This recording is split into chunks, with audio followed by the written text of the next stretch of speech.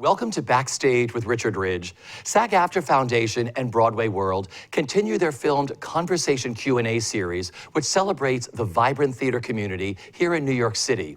This event, which is coming from the Robin Williams Center, is a special conversation with a star that's been called a comic treasure and whose diverse career spans 4 decades. He received the Tony Award for Best Actor in a Musical for his star turn in Jerome Robbins' Broadway. He is known to millions of TV fans around the world as George Costanza in the hit series Seinfeld.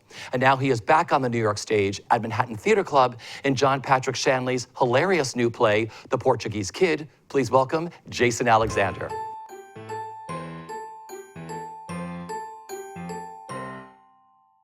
Well, first off, welcome back to the New York stage and The Portuguese Kid. What has made it so special this time around with being back on stage in New York? Well, John Patrick Shanley. I think all 5 of us were absolutely drawn to this just for the opportunity to work with John. And that was not disappointing at all. He is stunning. I know, I agree with whatever they're saying. He's just been extraordinary. The process of doing it was extraordinary. But Lynn Meadow and Manhattan Theater Club had been courting me for a long time. And there was just never a window or a project that quite made sense. And then both of them came available, and we said, yay. And my children were old enough that I didn't feel like a terrible father leaving them behind. What's it like living in the zany world created by John Patrick Shanley? Zany. Have any of you seen the play? Oh, yeah. It's a rather high-energy piece. It all happens in about 100 and, was it an hour 40, something like that. It is very high energy. It is those slightly, or more than slightly, broadened characters that John likes to play with. The stakes are extremely high for the people engaged in them. I am surrounded by, 3 extraordinary actresses and 1 gorgeous young actor. And we just have a blast. There has been, I knew Mary from The Rink. Mary used to cover Liza Minnelli when we were doing The Rink. Mary Testa. And now plays my mother. She's 3 years older than me. She plays my mother. Sherry's work I had known, but I didn't know Sherry, and that's just a love fest. She's there's my wife, and there's my goddaughters, and then there's Sherry Renee Scott.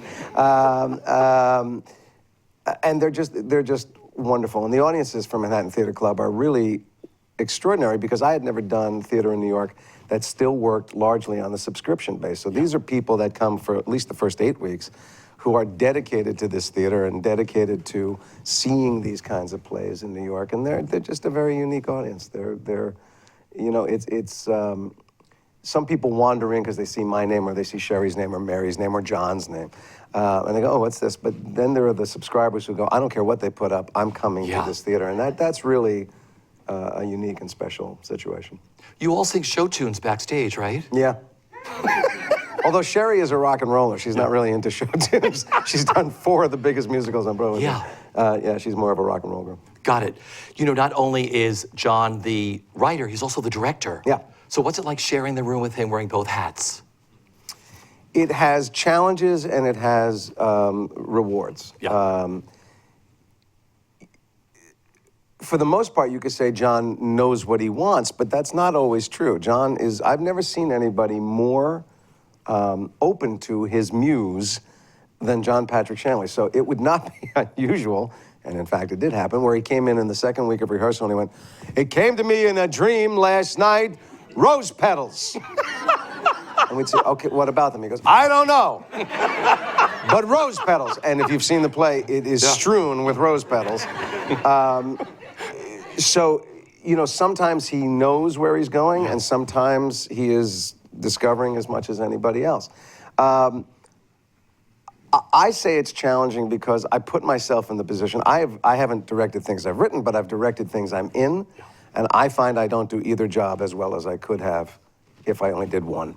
And I, with the exception of 1 or 2 film directors who also authored the screenplay, I haven't met anybody who isn't compromising one of those jobs to some degree by doing both. I think there's a gorgeous collaborative tension between a playwright and a director on a new piece, and that I think to eliminate that possibility of that collaboration, sometimes you'll get a great result, and I think John has the result he wants, and we're all happy to be doing it, and the audiences are happy to be seeing it.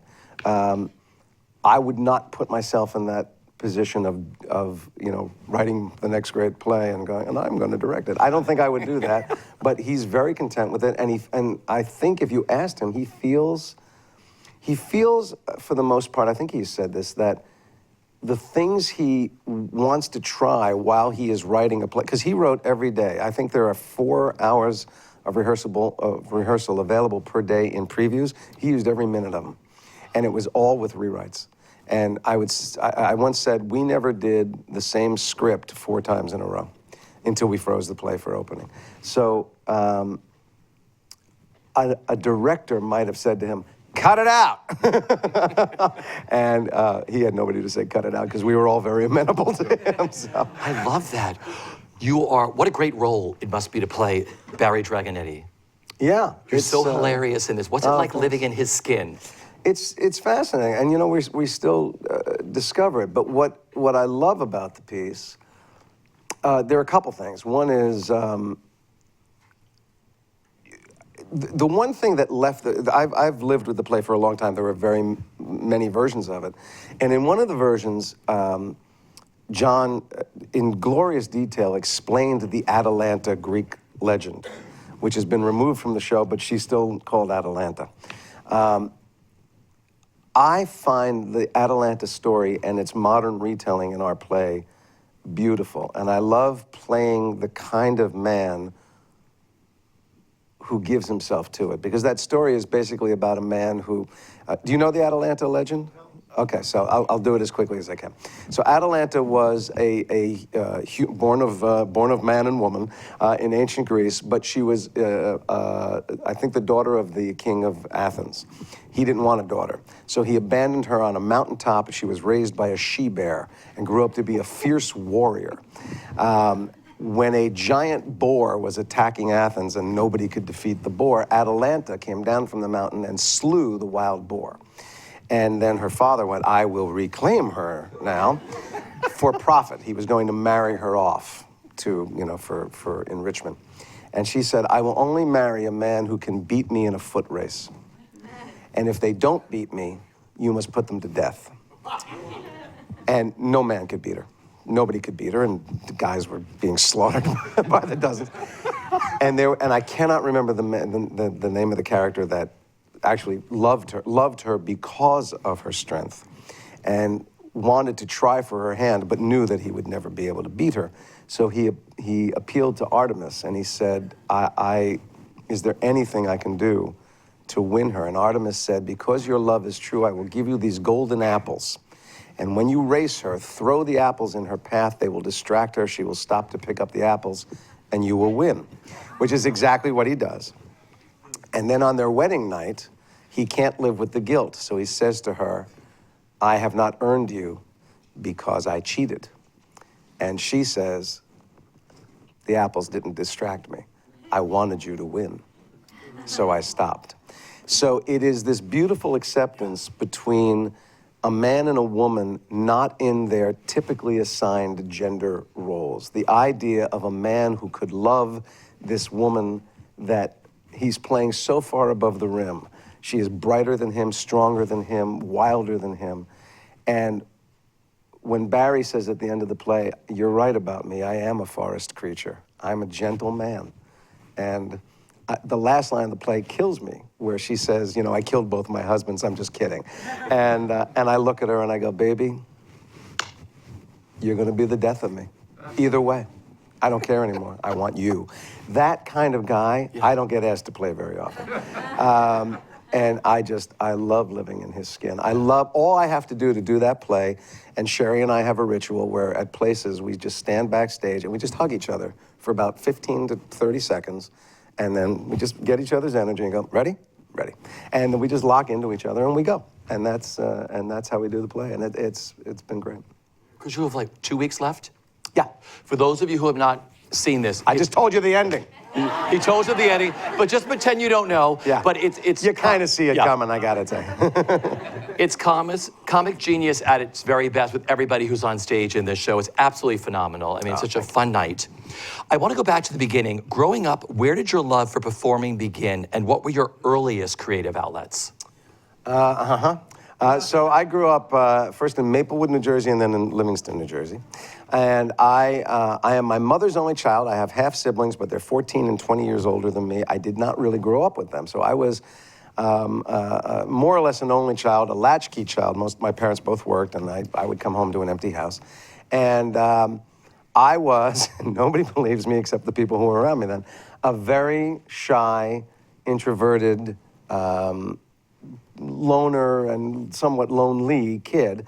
So my first love, what do you do if you're that? You go into magic. You put a kick me sign on your back and you go into magic. And I thought I was going to be a huge magician. That's all I wanted to do.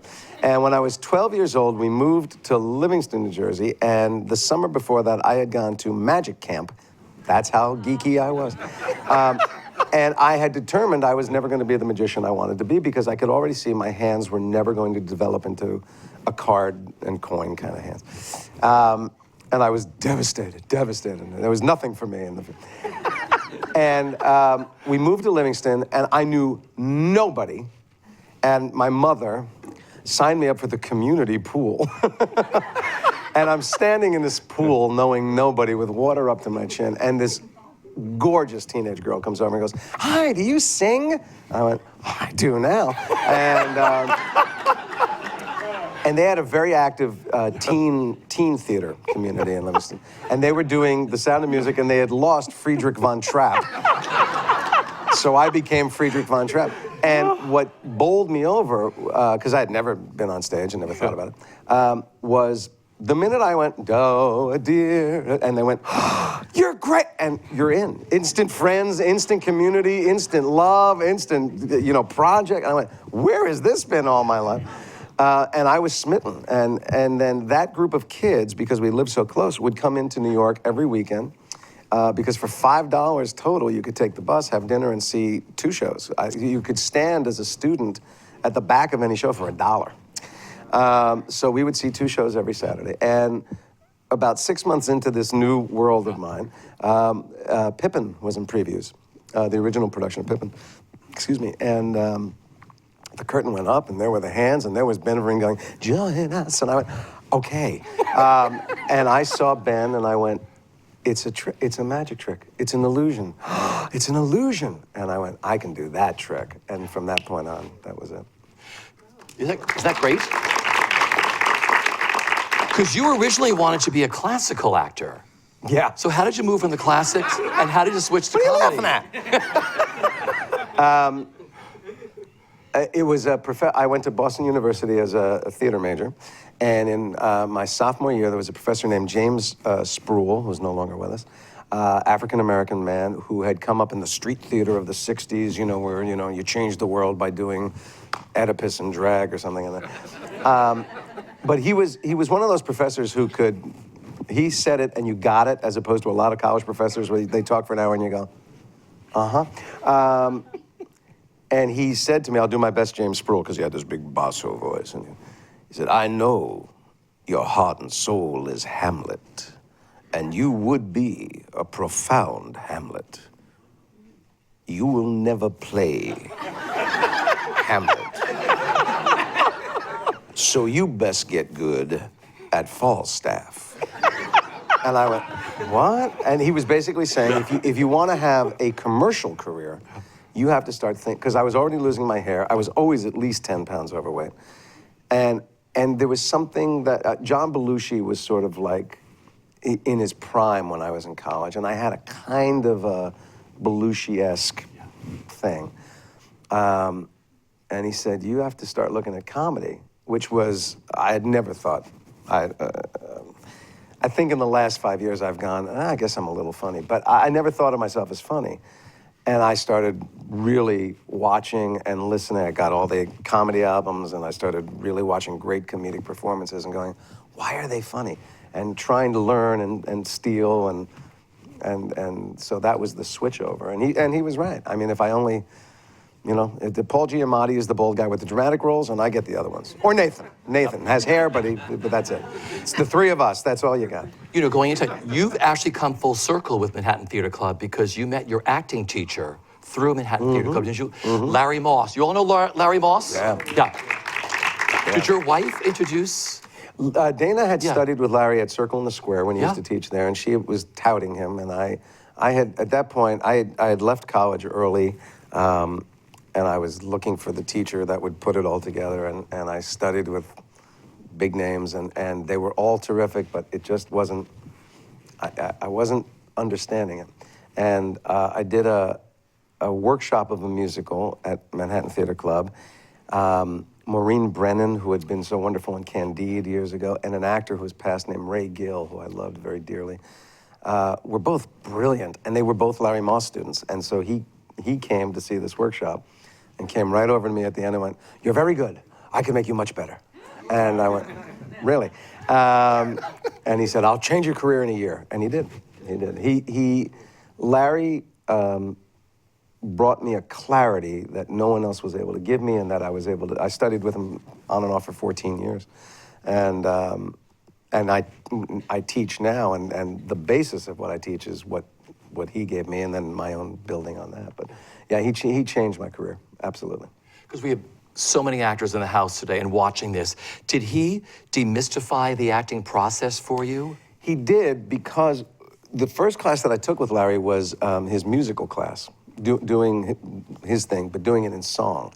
So not only did you have to you had to learn the craft of making choices in order to get through Larry's class. And he was very precise on showing you what you do in what order in any material to make choices. But then there was the added technicalities in song that David Craig teaches, where if you're going to physicalize a lyric, you physicalize it before the lyric, not on the lyric. Because if you do it on the lyric, you get children's theater. The sun will come out tomorrow. So, but if you go, the sun will come out tomorrow, you go, oh, wow. So you had to know what you were doing. You had to be able to physicalize what you were doing. You had to own it. And it was very, very, very specific. And then after a year and a half of studying that, I went into the scene study and took all of that technique and was able to start working it into non-musical material. But yeah, he was absolutely brilliant. Because that first musical class, you did Love Revolution from I Love My Wife? Eventually. That was the one where Larry went, you got it. Yeah. I took a song, and that was a woman's song from I Love My Wife, made it a guy's song about a geeky guy transforming into a still somewhat geeky, but ladies' man. Yeah. And it was full of choices, and I did it once, and the class went crazy, and he went, do it again. And I did it again, and he went, you know how to work now. So it's all about making specific choices. It's asking certain questions in the right order all the time and being brutal about the specificity of your answers. Beautiful. Thank you for that. That's great. On stage, you have worked with some of the greatest artists, so let's just chat about some of the highlights and just tell me what comes to mind, a fond memory or a great story. Your Broadway debut in the Stephen Sondheim, George Firth, and Harold Prince musical, Merrily We Roll Along. Favorite memories? I mean, look at the men you got to work with. Petrified at all times. I actually said this when I was hosting a tribute to Hal a couple weeks ago, and I mean, there's 1,000 stories. I mean, if you want a cute Sondheim one, the song It's a Hit, which opens Act 2, was not in the show when we started rehearsals, and Steve came up to me and said, I'm writing a song, and you're going to figure prominently in that song, and anything I don't know about your instrument. I said, no, I think you know everything about my instrument. What you may not know is I don't hear chromatics very well, so sharps and flats are really hard for me. He goes, good to know, good to know. And he comes back 5 days later with a song that is nothing but chromatics. It literally goes, hold it, folks, there's still the reviews left, both the trip and the news left early. I mean, it was just like, he sang it and I turned white. And I said, Steve, oh my God, Steve, either I misspoke. I didn't misspeak. Either I misspoke or maybe you misheard. But I said, I don't hear chromatics very well. And he said, no, I know. You have to learn. And I went, wow. So, you know, it was that kind of genius going on.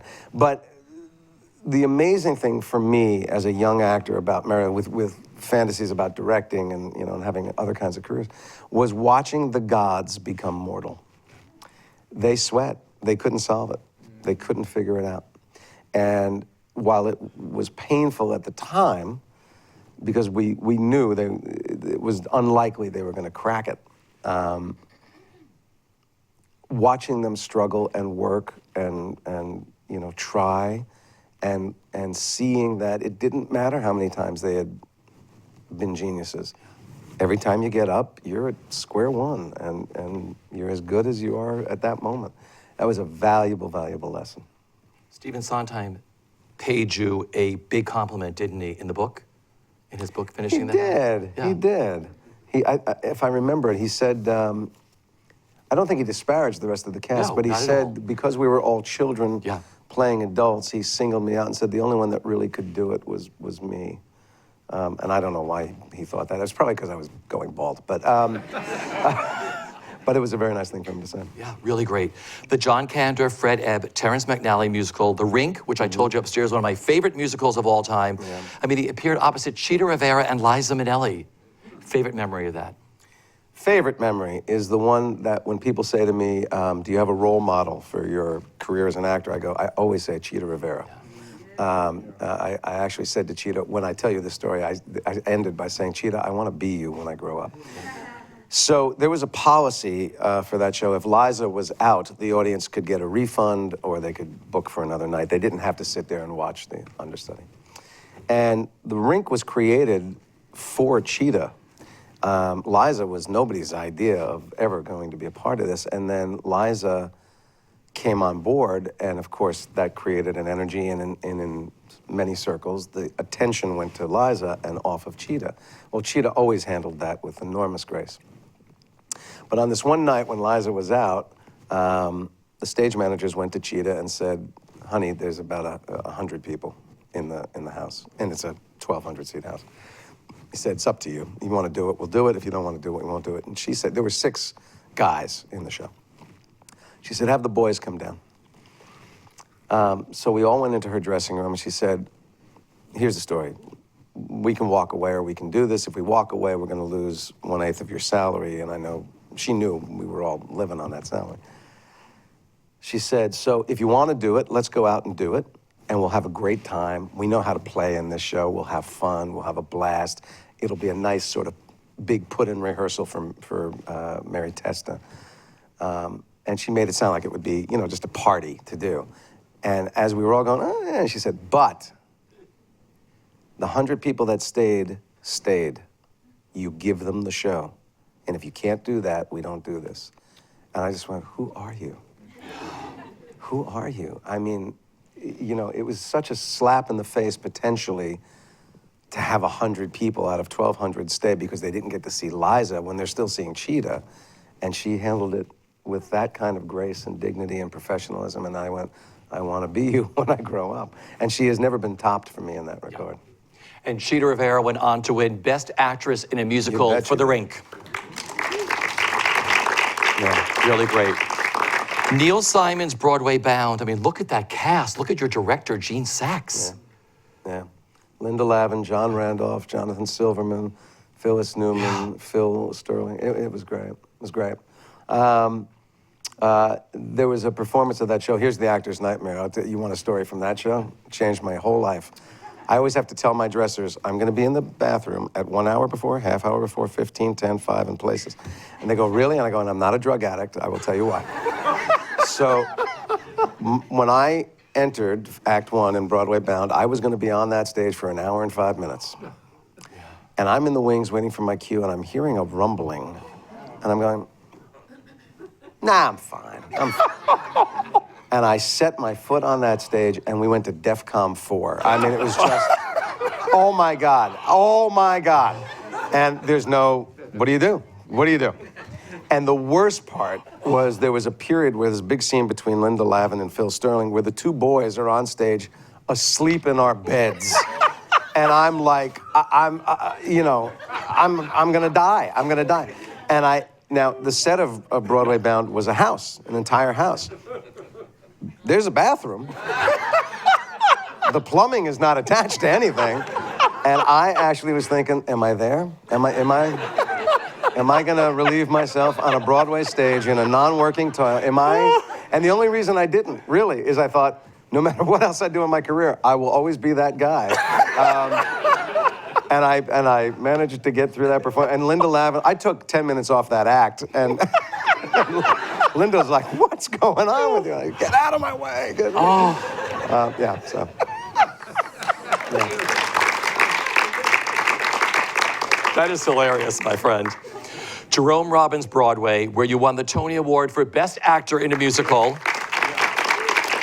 You originally turned down auditioning for the show, didn't you? 3 times. 3 times? Yeah. Why? Because I didn't get it. I know who Jerome Robbins is. I know the dances he creates, and this show is described to be by my friend, Manny Eisenberg. Yeah. This is a great review of all his greatest dance numbers from the theater. Okay.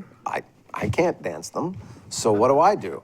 He goes, you're the host, you're the glue, I went, you mean like if I was hosting the Tonys? I don't want to do that 8 times a week. That's not an actor's job. You'll be Tevye.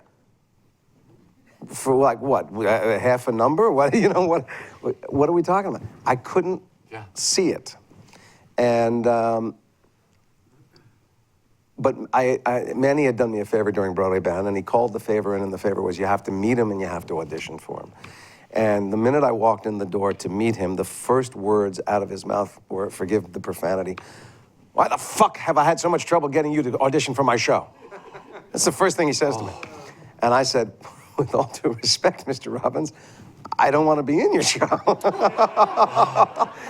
And he said, what? And I said, don't misunderstand. I'm going to be the first guy in line to buy a ticket, but I don't understand. I can't dance your material. I'm not that kind of a dancer, and I just don't understand it. And what Manny has told me, it doesn't sound interesting to me as an actor.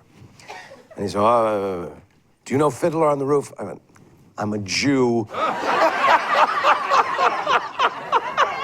And he said, go over there and sing Sunrise, Sunset. And I went, so I sing Sunrise, Sunset, and I look back at him at the end of the song, and there's a tear coming down his face, and I went, I'm in trouble. But what got me to do the show is he said, look, he did not know how to make it an evening. He knew the pieces he wanted to do, but not how to present them as a whole. And I had done some writing during Broadway Bound that had amused Manny and Neil Simon. And Manny had sold him on the idea that I could author the connective material as well as play it. And he said, I'm impressed with you, so I understand your issue. Do me a favor, get me to opening night. And if you're not happy with what you do at opening night, I don't care what your contract says, I'll let you go. And I went, he's one of the greatest directors. I want to be a director. How bad could it be to sit at his feet for 6 months and write a Broadway show for him? So that's why I took the gig. I said, this will do nothing for me as an actor. Boom, Tony Award. So, that's how I governed my own career. But what was it like working with him, like being in that room? 6 months. Do you know A Tale of Two Cities? Yes. It begins, it was the best of times, it was the worst of times. Jerry was everything he was ever rumored to be. He was an absolute genius.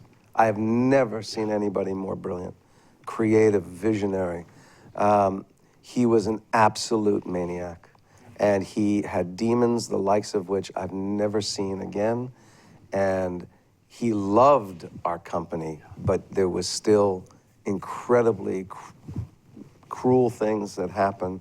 But he was surrounded by dancers, and there was nobody who could give a dancer a bigger gift than Jerry Robbins. And so they all just ate it because they got to do that thing. And he elevated every one of them from dancer to actor. Yeah. And it was extraordinary. I mean, I wouldn't have missed it for the world, but there were days where he and I, because I didn't think the show was going to do anything for me, and I was equity deputy, I had to face off with him on a number of occasions, and it was tricky. My favorite story is in his contract, it said that if he pulled out before opening night, the show couldn't open.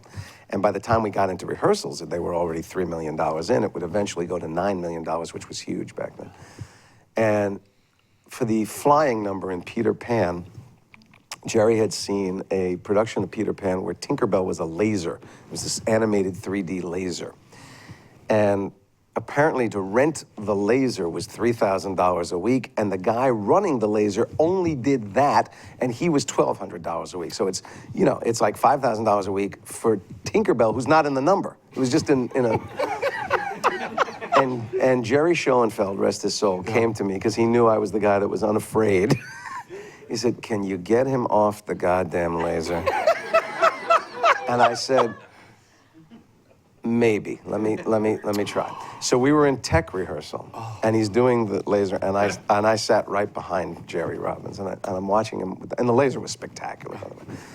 And I went, "Yeah, I guess." And he was like, "What? What?"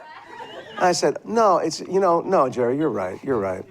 It's just, you know, we've been doing everything the way it was presented originally because the work was strong enough then that it would carry now. But you're right. I'm not sure that this number is strong enough without sort of a modern dressing up." And he went, "Of course it is. Of course it is." Laser was gone. It was a little pin spot. And Jerry Seinfeld was like, "You are my God. You are golden with me." So it was things like that. That's how I got to see the inner workings of putting together a gigantic Broadway show, and it was, like I said, I wouldn't have missed it for the world. What is the best bit of advice that you have been given, either personally or professionally, that you live by? Boy, there's a lot. Yeah. It's the one that I preach all the time now, and that I've been able to do for the last half of my career. But now everyone is able to do it, and everyone must. When I was a younger guy and you were an actor, you needed permission to do what we do. You needed a stage, you needed a production. You certainly couldn't do film or television without that. You couldn't get an audience. And the internet and technology have put the tools of all that into all of our hands. You can make...